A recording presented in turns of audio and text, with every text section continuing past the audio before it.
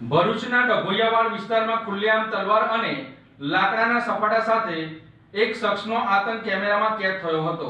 ભરૂચ શહેરના મોટા ડભોઈવાડ વિસ્તારમાં રાત્રિના સમયે ખુલ્લેઆમ તલવાર અને લાકડાના સપાટા સાથે એક શખ્સનો આતંક કેમેરામાં કેદ થયો હતો અને કાયદો અને વ્યવસ્થા સામે ગંભીર પ્રશ્નો ઊભા થયા હતા।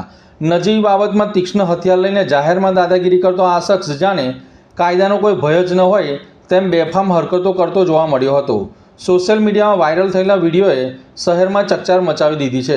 સવાલ અહીંયા એ ઊભો થાય છે કે આખરે આ વ્યક્તિ છે કોણ, કોને ધમકાવવા માટે તલવાર સાથે રસ્તા ઉપર ઉતર્યો હતો અને જાહેરમાં આવા હથિયારો સાથે ફરીને કયા પ્રકારનો સંદેશ આપવા માંગે છે। આ તમામ મુદ્દાઓ હવે ભરૂચ પોલીસ માટે ગંભીર તપાસનો વિષય બન્યો છે। જાહેર માર્ગ ઉપર તલવાર લઈને આતંક મચાવનાર આવા અસામાજિક તત્વો સામે માત્ર તપાસ નહીં પરંતુ કડક અને દાખલારૂપ કાર્યવાહી થવી અત્યંત જરૂરી બની છે। જો આવા તત્વોને સમયસર કાયદાનો પાઠ ભણાવવામાં નહીં આવે તો સામાન્ય નાગરિકોમાં ભયનો માહોલ ઊભો થઈ શકે છે। ભરૂચના જાગૃત નાગરિકોમાં પણ ભારે રોષ જોવા મળી રહ્યો છે અને લોકો એક જ માંગ કરી રહ્યા છે કે વાયરલ વિડીયોના આધારે આરોપીની તાત્કાલિક ઓળખ કરી તેની સામે કાયદેસરની કડક કાર્યવાહી હાથ ધરવામાં આવે, જેથી કરીને ભવિષ્યમાં કોઈપણ વ્યક્તિ જાહેરમાં હથિયાર લઈને દાદાગીરી કરવાની હિંમત ન કરે